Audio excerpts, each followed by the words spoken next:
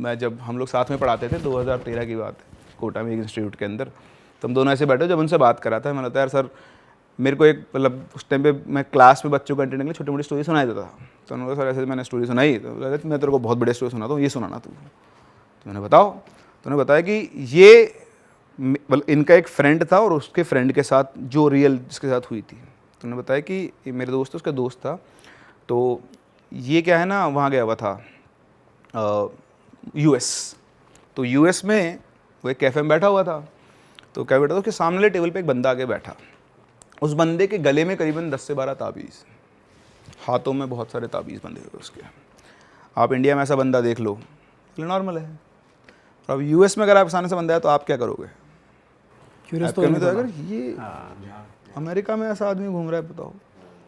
तो अब तो चलो ठीक है, अब तो फिर भी ऐसा देखते हैं, कल्चर को फॉलो करते हैं। आप देखोगे वृंदावन जाके तो बहुत सारे फॉरेनर आते हैं। बड़ी बात है कोई 2005-06 के आसपास, उस टाइम पे तो इतना वो भी नहीं था, ग्लोबलाइजेशन जिसको हम बोलते हैं।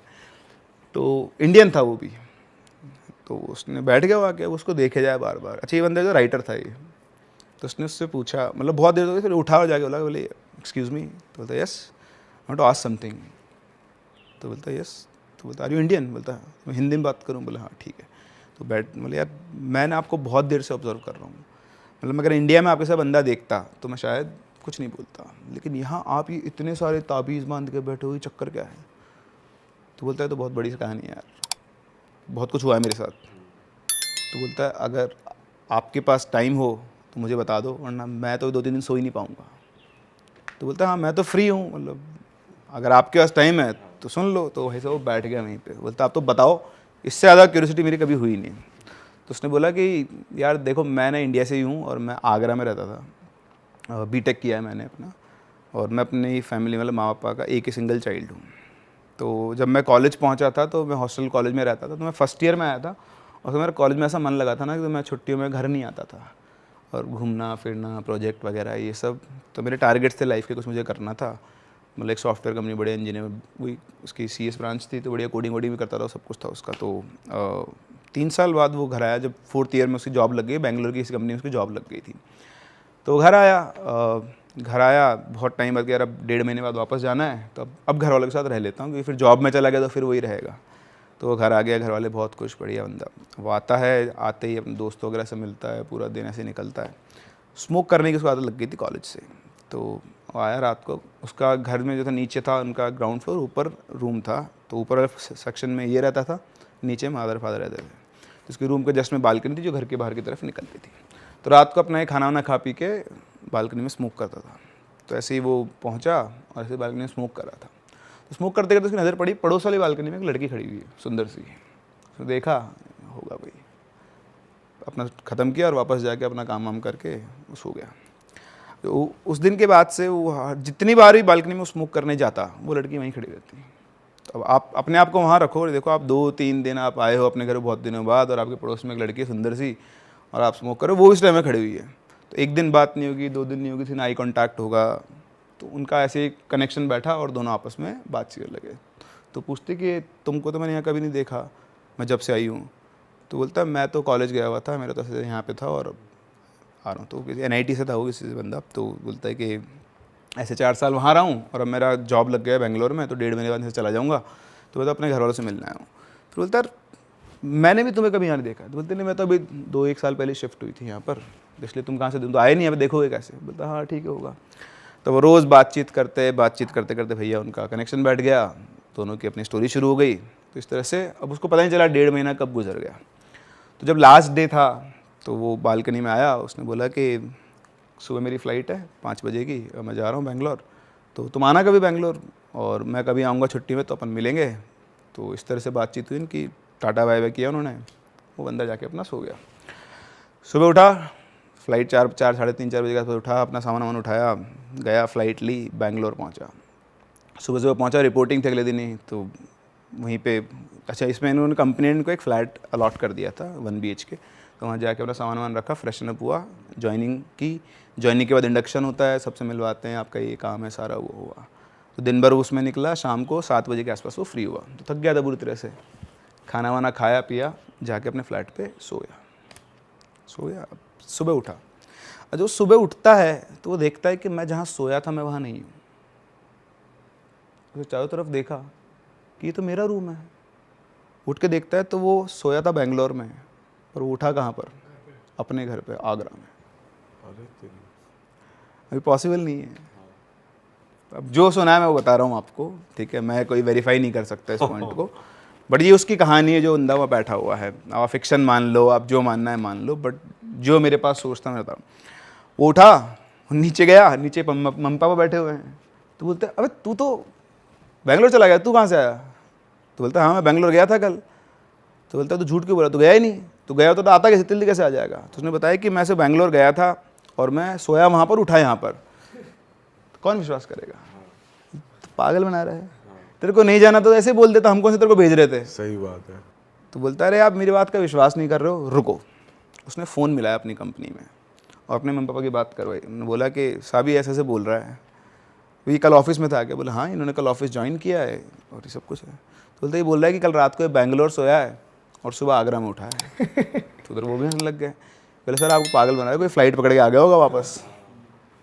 तो बोलते हमको भी ये लग रहा है, चलो ठीक है हम इसको वापस भेजते हैं। तो वो बंदा किसको समझा, आप कैसे एक्सप्लेन करोगे? अगर आपके साथ बाई चांस ऐसा हो जाए, मान लो, हंसी आएगी ऐसे जैसे हंसी आ रही है अभी। तो उसने ठीक है, उसने फिर अपने एचआर से बात की कि सर मेरे को एक दिन का आज छुट्टी का टाइम दो, मैं आज पहुंचूंगा वापस। अगले दिन फिर पहुंचा, फिर वही ऑफिस गया, ऑफिस किया, रात को खाना वाना खाया, सो गया, और सोते अगले दिन वापस से कहाँ उठा, वापस से अपने रूम में आगरा। और ये क्या हो रहा है? लैग हो गया, लाइफ में लैग हो रहा है कुछ अलग से ही। और आदमी फिजिकली ट्रांसपोर्ट हो रहा है यार, कॉन्शियसनेस चली जाती है, चलो अलग उठा बात के है। गिर रहा हो जैसे कोई। आप सोचो ना कितनी बढ़िया फ्लाइट है।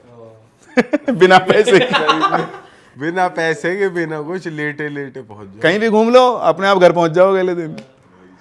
तो उसने बोला, वापस उठा और बोले फिर नीचे गया। मम्मी पापा बोले अब किसको क्या एक्सप्लेनेशन दे? तो बोले कल चल क्या रहा है तू? तू जाता कहाँ है? रात सुबह जाता है, शाम को वापस जाता है, कहाँ गायब हो रहा है तू? तो बोलता है अरे मैं फिर गया हूँ, मैंने ज्वाइन किया है, वापस से सब कुछ किया है। तो बोलते तो पॉसिबल ही नहीं बेटा, तो क्यों हमको पागल बना रहा है? कुछ चल रहा है तेरे दिमाग में, कुछ है तो बता दे।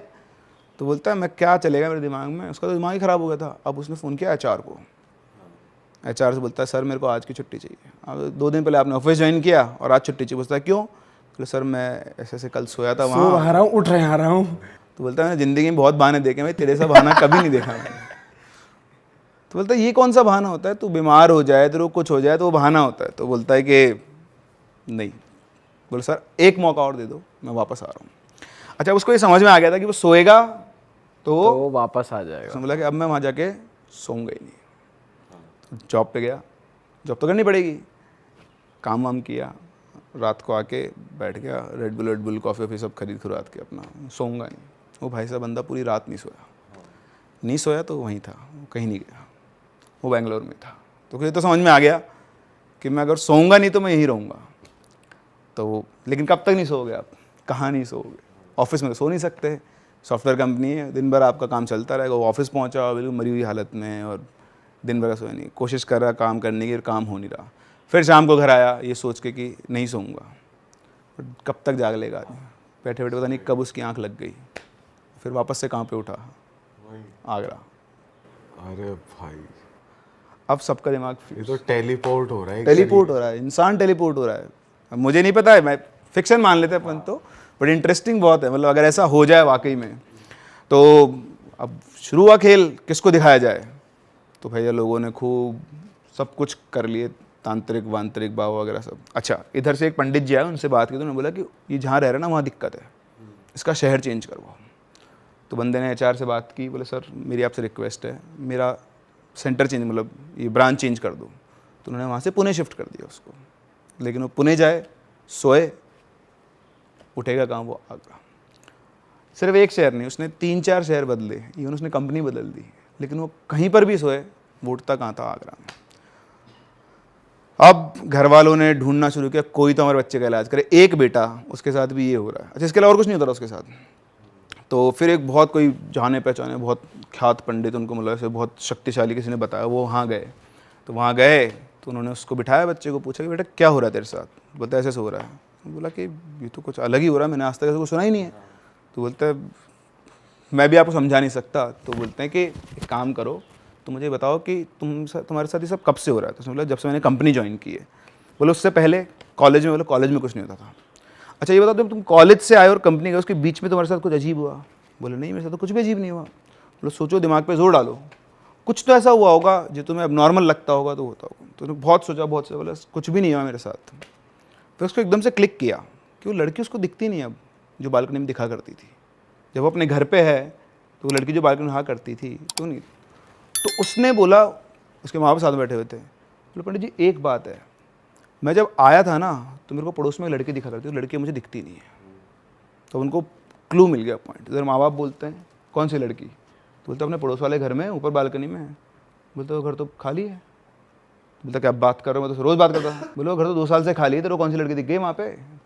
तो अब यहाँ से कहानी शुरू हुई। अब उनको ऐसा नहीं होता कि वो देख के सब कुछ बता दें, उनको क्लू मिला तो उन्होंने फोकस किया वहाँ पे। वो फोकस करके उन्होंने बताया कि ये लड़की नहीं है, ये एक लड़की की आत्मा है जिसको ये पसंद आ गया है और ये इसके साथ लैच हो गई है। और ये इतनी स्ट्रांग है ना, बहुत पावरफुल है कि ये इसको ले आती है कहीं से भी जाए। तो वो बोले कि महाराज ये सब कैसे पॉसिबल है? बोले ये तो मैं भी नहीं समझा सकता, और जो इसके साथ हो रहा है ना उसका कारण ही यही है, और जितना जल्दी हो सकता है इसका इलाज करना पड़ेगा, उन्हें बचेगा नहीं, चला जाएगा, ये ले जाएगी इसको अपने साथ में। तो बोलते हैं महाराज एक बेटा है हमारा, इसको कैसे जाने दें, इलाज क्या है? तो उन्होंने बोला कि देखता हूँ मैं। तो उन्होंने 2-3 दिन लिए, उसके बाद वापस उनको बुलाया और बोला कि देखो इसका ऐसे तो कोई इलाज है नहीं, तो जाएगा, इसको तो कोई बचा नहीं सकता, ठीक है, मैं भी नहीं बचा सकता, लेकिन एक उपाय करके देख लेते हैं, काम कर गया तो ठीक है, नहीं तो महाराज मैं तो आपकी मदद नहीं कर सकता। तो बोला महाराज जो भी ये करो, देखते हैं करके। तो बोला कि इसको इंडिया से बाहर भेजो। ये अच्छा गुरुजी एक चीज़ बताओ, जैसे कोई आता है जो वो बताते हैं कि मैं ये हूँ, मैं यहाँ से इसके साथ अटैच हो गया, मैं प्रेत हूँ, आत्मा हूँ, ऐसी कोई मतलब कितनी तरह की एंटिटी हमारे उसमें मिलती है? कोई डायन वगैरह भी आती है, डाकिनी, शाकिनी, कोई ऐसी भी एंटिटी से आपका हुआ है सामना? हुआ मेरा सामना कहो या उतार तो हमने किए हैं, मेरा सामना तो कम होता है। इस चीज़ में कम हुआ सामना, पर उतार मैंने किए हैं इन चीज़ को। जैसे एक लड़का भी हॉस्टल में था नैनीताल, तो वो बेचारा सूखते जा रहा था दिन पे दिन कमज़ोर हो गया, बहुत पतला हो गया। डॉक्टर ने कहा ब्लड नहीं बन रहा है और जॉन्डिस है, पीलिया है, इसमें ये है, इन्फेक्शन है लीवर में, कई चीज़ें। एक बार उसको मेरे पास लाए, मैंने उसको ऐसी बभूति लगा दी गोलू महाराज की। मैंने कहा उनके नाम की हम बभूति लगा रहे हैं, देखो फ़ायदा हो गया तो आप फिर दोबारा आना, नहीं तो हम क्या कर सकते हैं। तो उसको फ़ायदा हुआ, तो उसके बाद वो रोटी वोटी भी खाने लगा, सब कुछ फिट हुआ। तो फिर मैंने चौकी लगाई, उसको बिठाया सामने पे, जागरण भी था,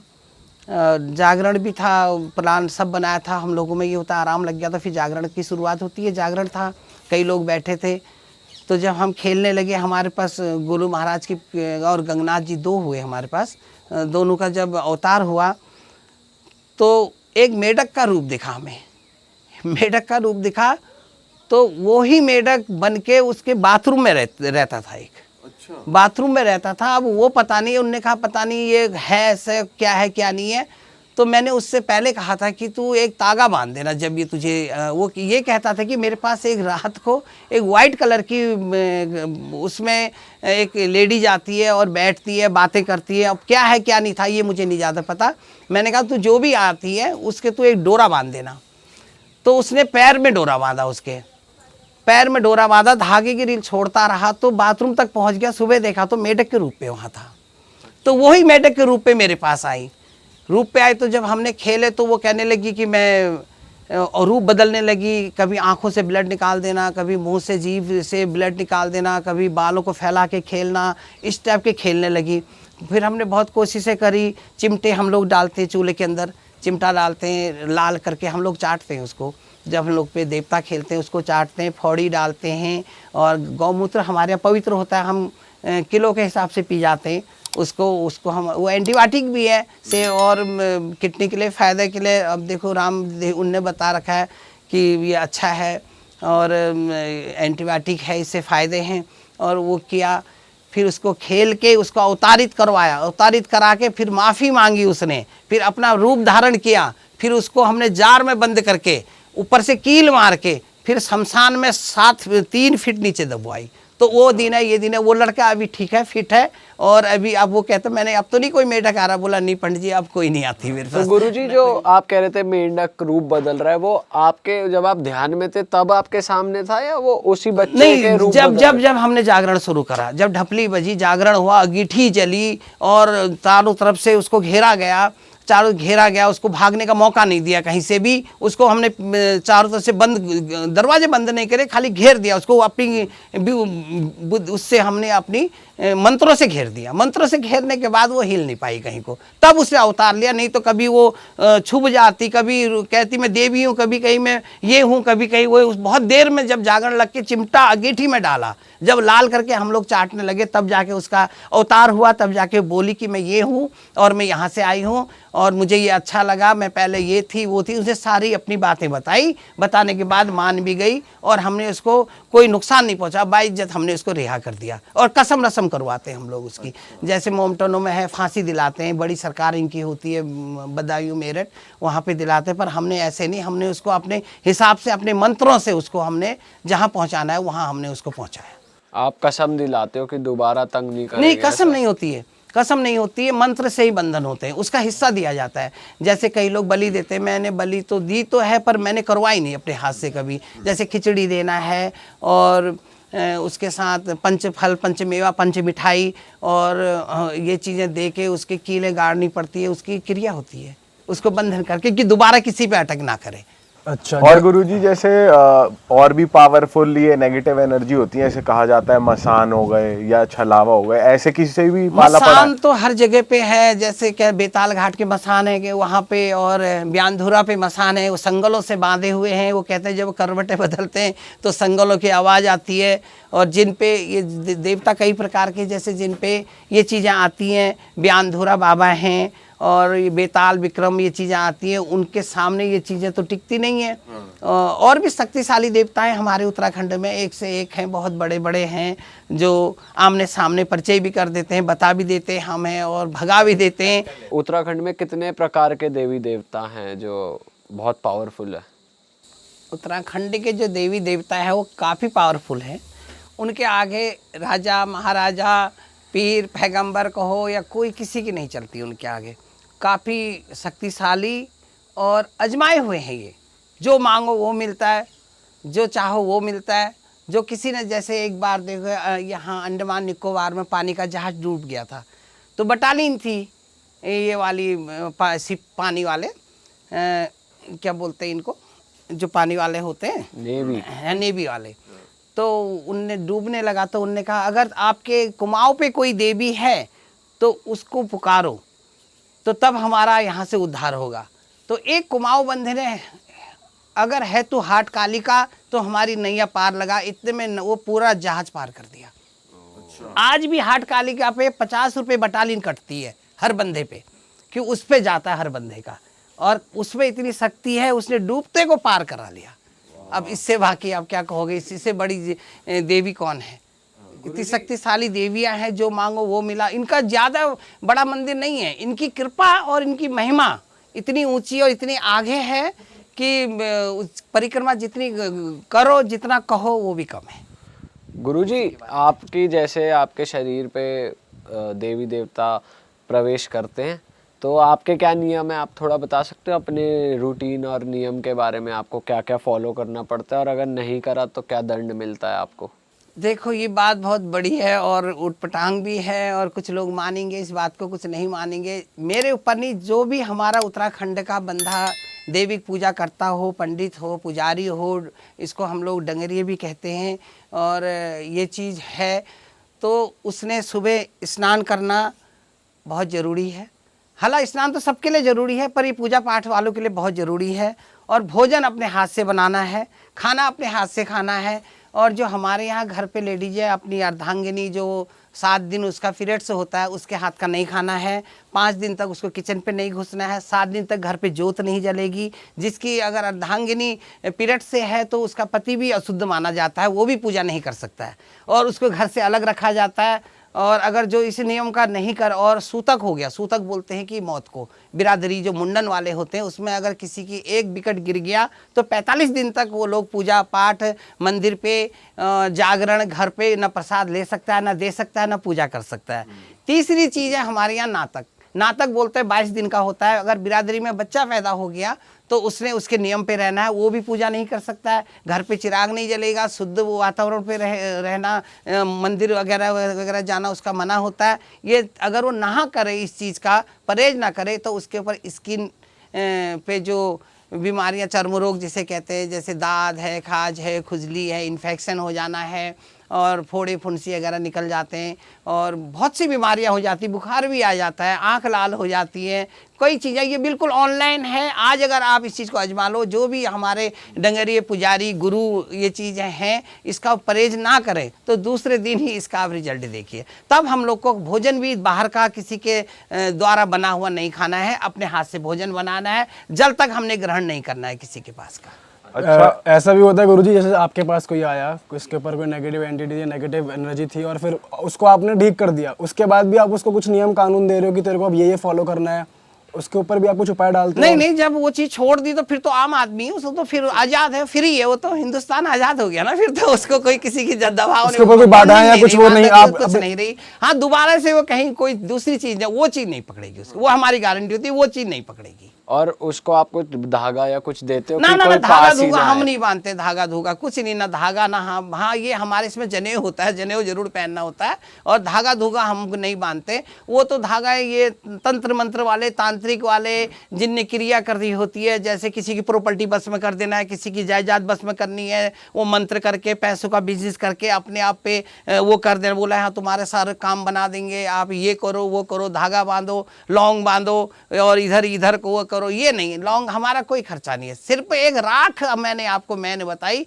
हम एक बभूति उसको बोलते हैं, राख से ही सारे काम करते हैं, सारे काम राख ही करता है, सारे काम राख से शुरू होते हैं, राख से समाप्त होते हैं। जब कोई आपके पास आता है गुरुजी, तो आप पहले उसे राख लगाते हैं, अगर उसके अंदर कुछ होता है तो वो आपको सामने आ पहले जाता है? हम उसको साफ, पाक उर्दू का शब्द है पाक, तो हम उसको साफ करते हैं, जैसे उसके हाथ पांव धो के आओ, उसके बाद गौमूत्र गंगा जल, इससे हम उसको पवित्र करते हैं, सर पे छींटा मारा या पिलाया, ठीक है। तो वो तो अगर तभी खेलने लग जाते हो जी।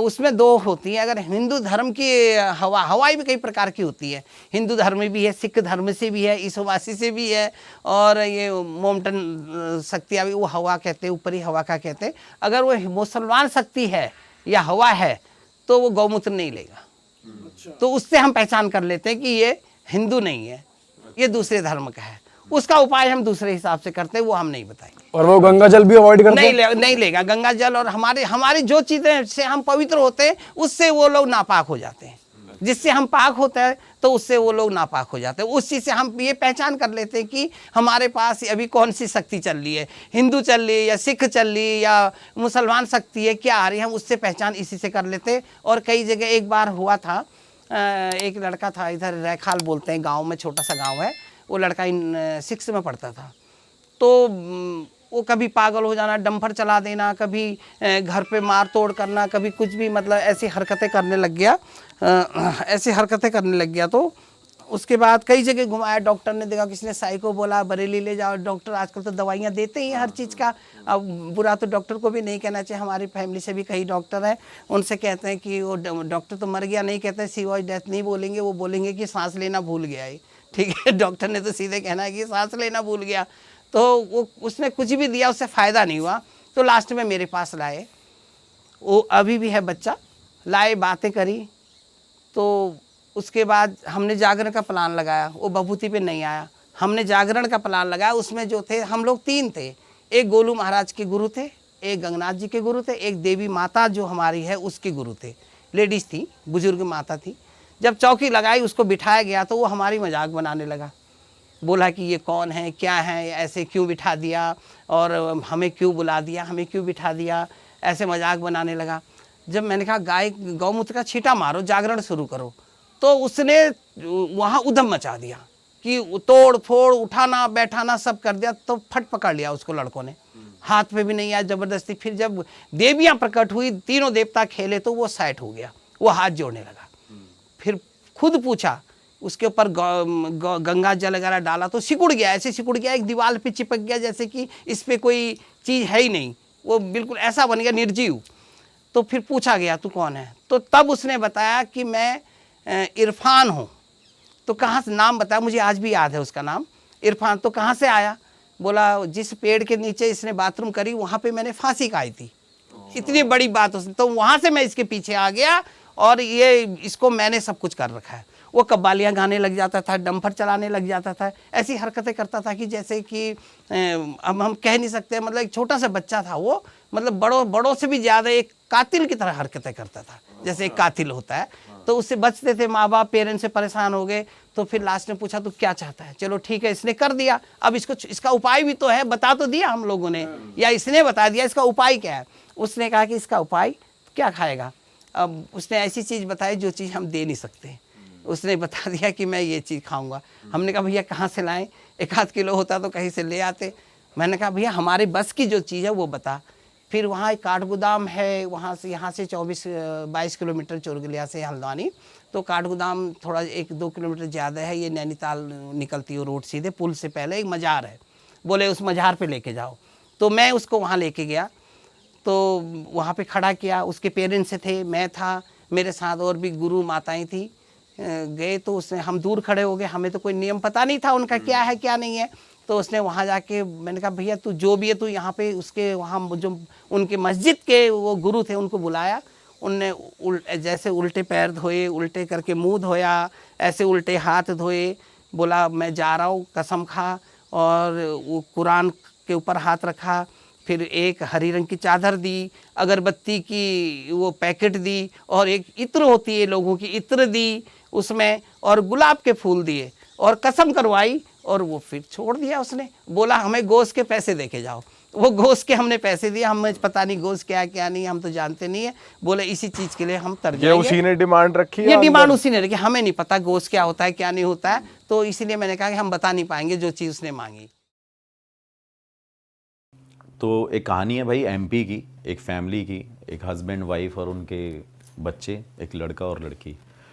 सो भाई क्या होता है, वो मतलब गरीब होते हैं, हर कोई गरीब ही होता है, पहले धीरे धीरे कमाता है। तो वो शिफ्ट होते हैं भाई इंदौर सिटी में, शादी वादी करने के बाद थोड़ा बहुत पैसा वैसा कमाया, इंदौर जाते हैं, वहाँ पे रेंट पे रहने लग जाते हैं। तो रेंट पे रहने के बाद वो प्लान करते हैं कि एक हमें घर लेना है। अब भाई एक नॉर्मल बंदे के लिए इंदौर वैसे भी महंगी सिटी है, तो अफोर्ड करना मुश्किल होता है। तो क्या करते हैं, वो एक घर देख के आते हैं जो कि उनको बहुत सस्ता मिल रहा होता है। जो जहाँ पे कुछ ना कुछ नेगेटिविटी होती है ना, वो जगह सस्ती मिलती है। तो जब वो जाते हैं भाई, देखने जाते हैं, तो वो डीलर उनको बोल देता है कि ये प्रॉपर्टी है, ये आपको इतने में पड़ेगी, ऐसे ऐसे करके ये बात है, आप इसको बाय कर लो।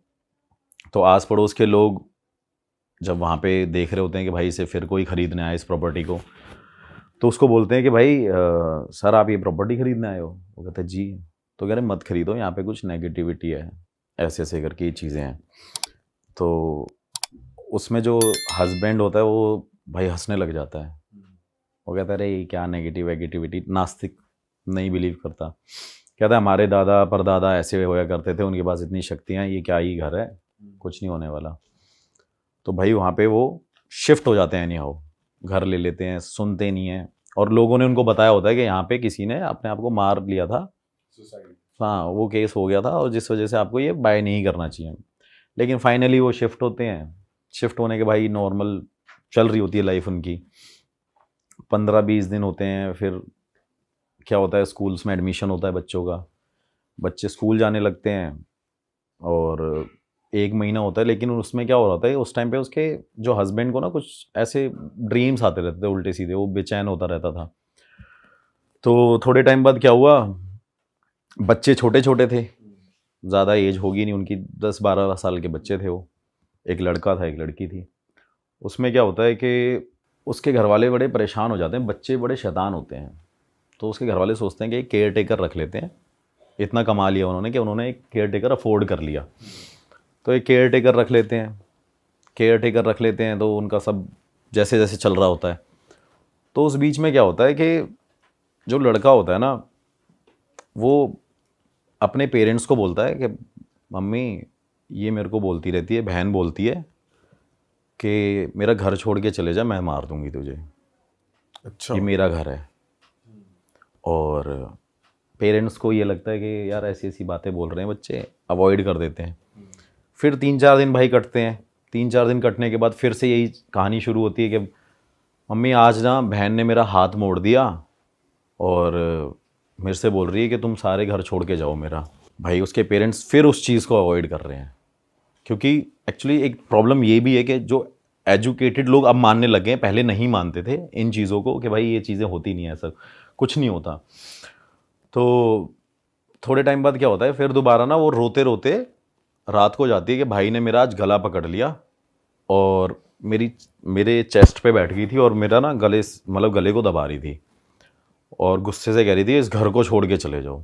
भाई उसके पेरेंट्स उस बात पे थोड़ा सा सीरियस हो जाते हैं कि यार ऐसी क्या बात हो गई है कि लड़का ये हमारा ऐसे ऐसे बोल रहा है।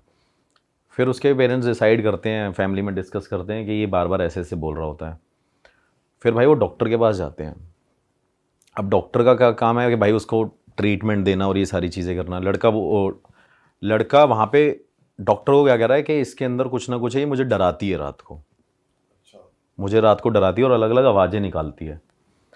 तो जैसे ही वो सुनते हैं तो डॉक्टर कहता है ये ना थोड़ी सी मेंटली सिक है लड़की जो है आपकी।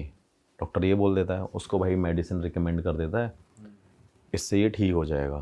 तो नॉर्मली फिर किसी पंडित को बुला ही लेते हैं कैसे ना कैसे। उसकी मदर इंसिस्ट करती है, लड़की की मदर इंसिस्ट करती है अपने हस्बैंड को कि एक पूजा करा लेते हैं। तो पूजा भी कराने लग जाते हैं वो। तो फिर भाई 10-15 दिन तक नॉर्मली वही लाइफ रूटीन चल रहा था और उसकी मेडिसिन चल रही होती है। फिर थोड़े टाइम बाद क्या होता है, फिर दोबारा वो लड़का अपने घर में होता है, ऐसे स्टेयर्स पे खड़ा होता है।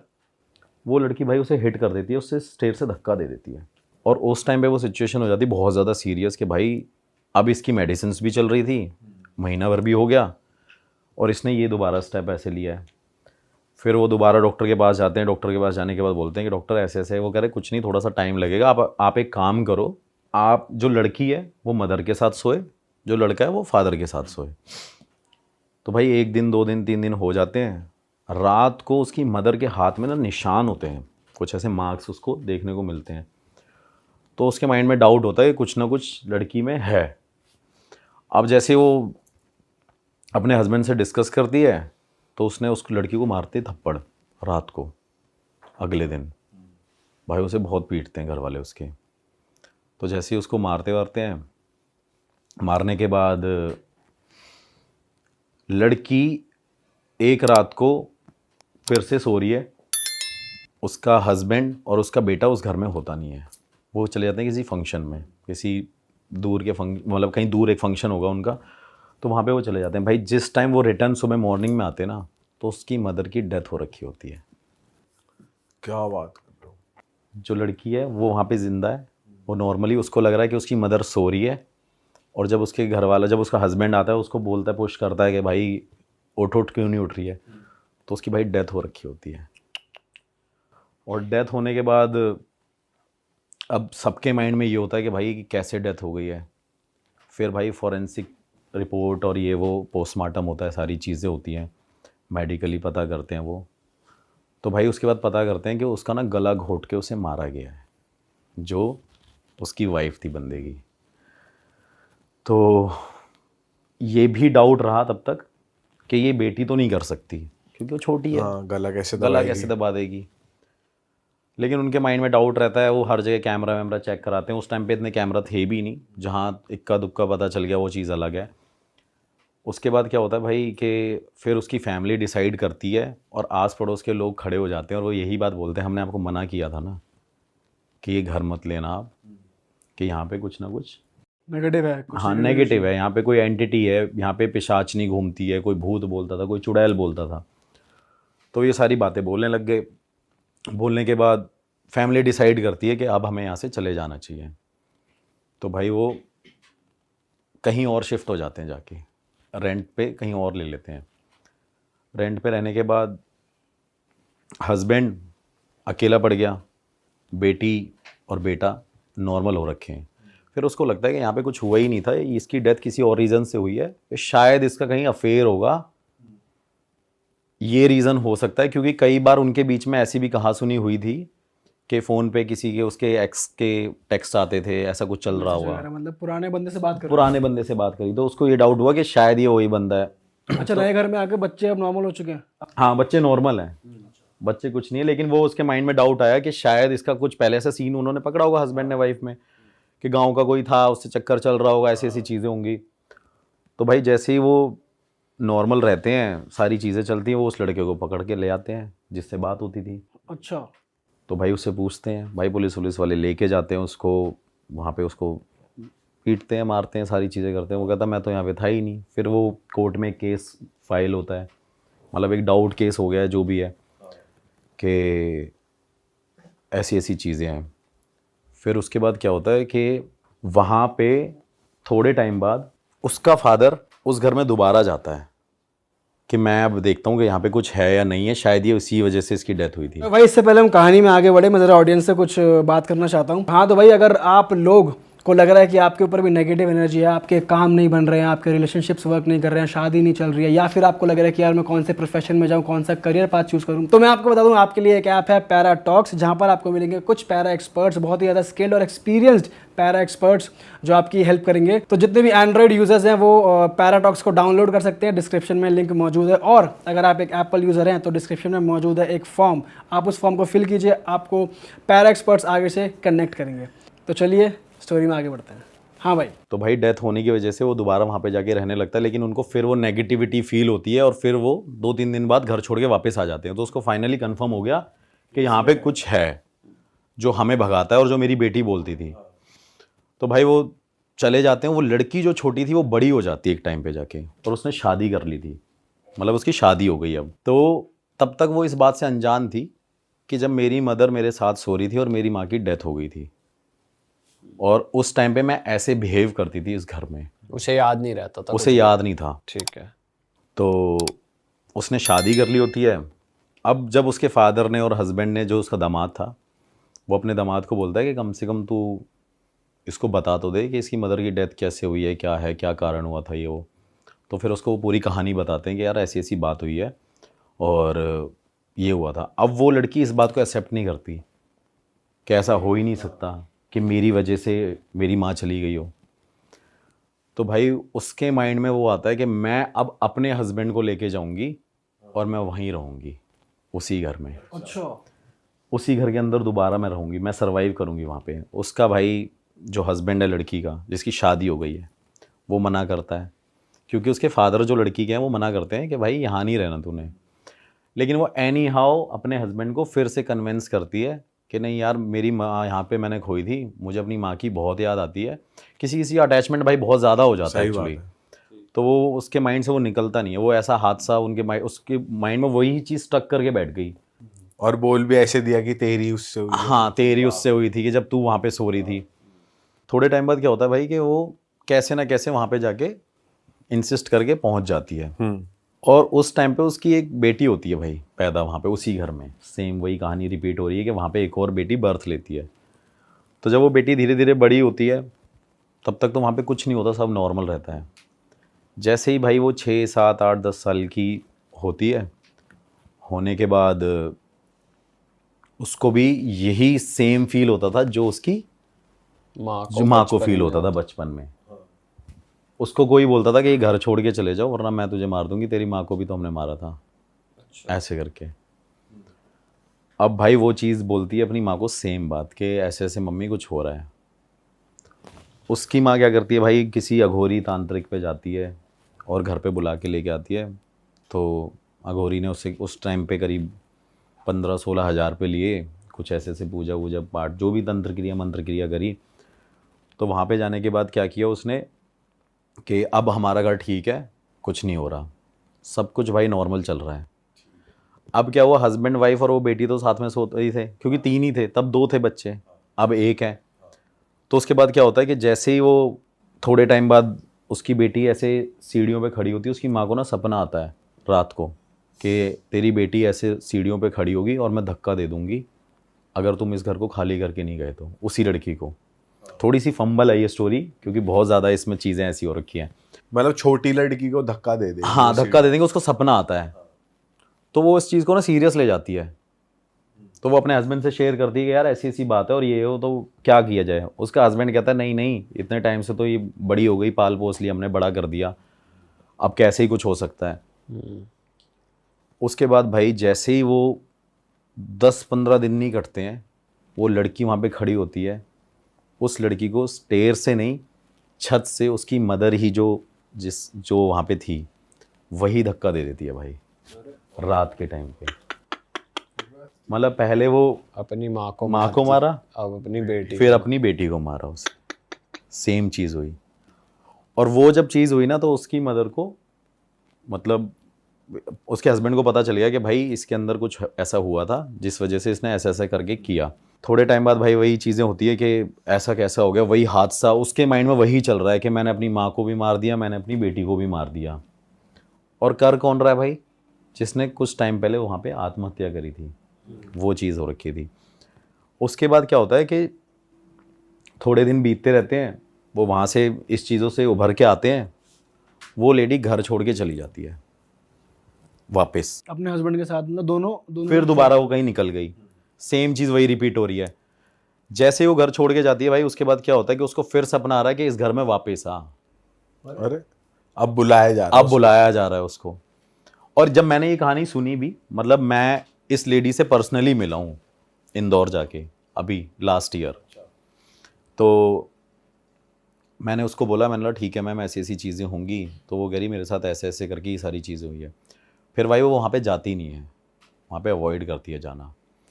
उसके बाद क्या होता है भाई, थोड़े टाइम बाद उसको ना वही सपना आता है कि मैं तेरे हस्बैंड को मार दूंगी, तू वापस घर में आ, क्योंकि अब जो भी यहाँ रहेगा ना, ये घर मैं खाली छोड़ने दूंगी, और जो भी यहाँ रहेगा उससे मैं मरवाऊंगी तेरे हाथों, क्योंकि अब फिजिकली तू ये सब काम करेगी, करवाने वाली मैं हूँ।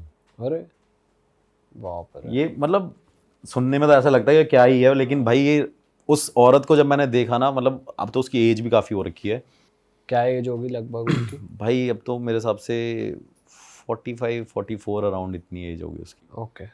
तो उसके बाद भाई उसको ज़बरदस्ती बुलाया कि अगर तू नहीं आई तो मैं तेरे हस्बैंड को भी मार दूंगी। भाई वो वहाँ के ना फिर रहने लग जाती है, और वो पता है क्या बोलती है कि मेरे को ये फोर्स करती है स्पिरिट, जो एंटिटी है, कि तू यहाँ पे टेनेंट रख, कि किराएदार बुला, और मुझे ना ऐसे ऐसे करके लोगों को मारना है।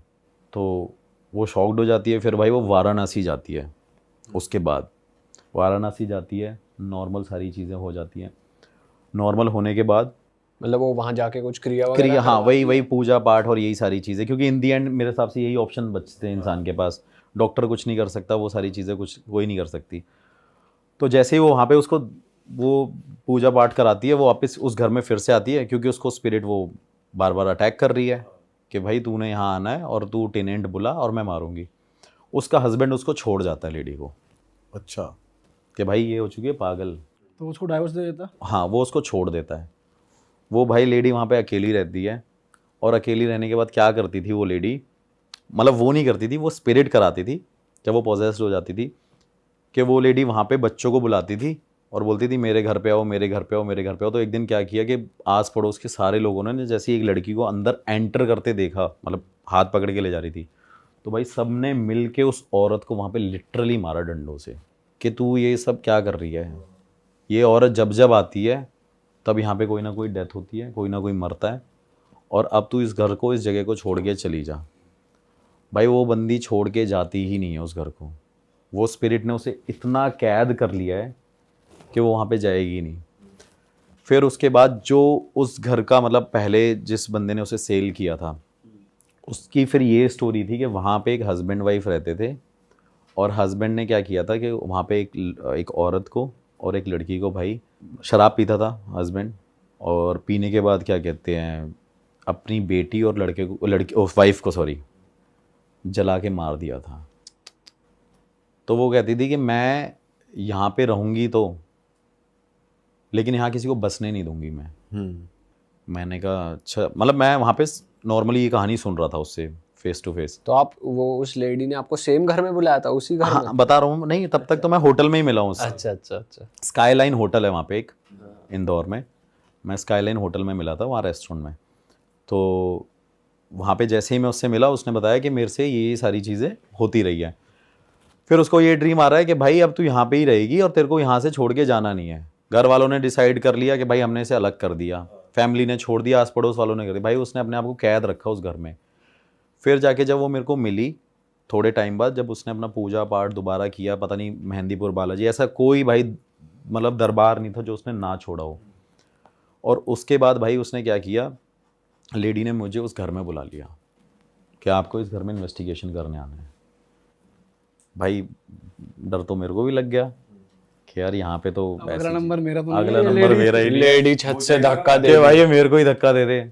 लेकिन मैं अब 3-4 लोगों को अपने साथ लेके गया कि फॉर अ सेफ्टी रीज़न आप घर के बाहर भी रहना, एक छत पे भी रहना बंदा, एक मेरा कैमरामैन और मैं वहाँ पे थे। ये स्टोरी उसने मुझे 1 साल पहले बताई थी। अभी 4 महीने पहले मैं वहाँ पे इन्वेस्टिगेशन करने गया था। अभी तक मैंने वो स्टोरी और वो वीडियो भी नहीं पोस्ट करी इस चक्कर में।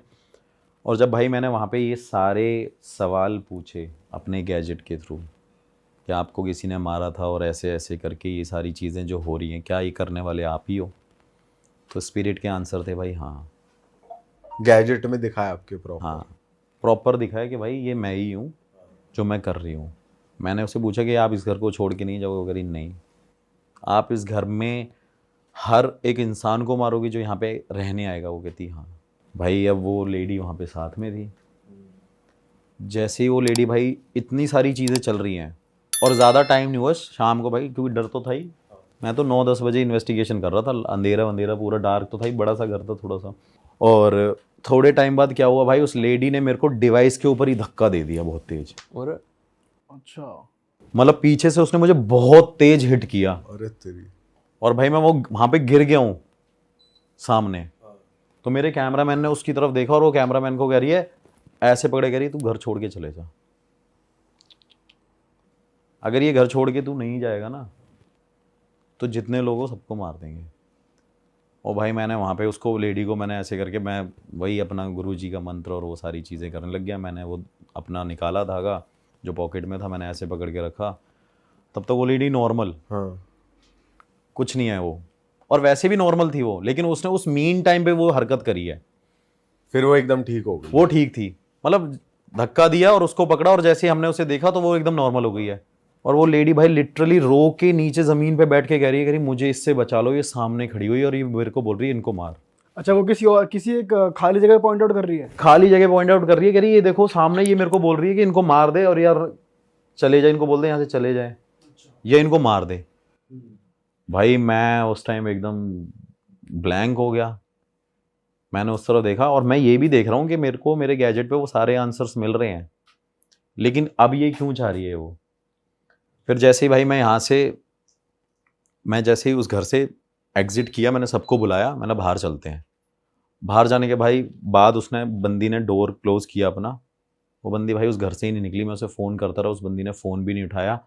मैंने नेक्स्ट डे फ़ोन किया, मैं नहीं निकला। फिर मैं इंदौर से अपने वापस होटल में आ गया जिस लोकेशन से। फिर लोकेशन से आने के बाद भाई मैंने उसको फ़ोन किया। वो कह रही कि स्पिरिट कह रही थी कि तूने उसे जाने कैसे दे दिया।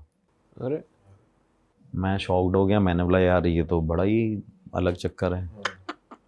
फिर अब मेरे को ये था कि भाई क्लाइंट ने मुझे पैसे भी दिए थे इन्वेस्टिगेशन के, जो भी मतलब एक्सपेंस लगता है जो भी।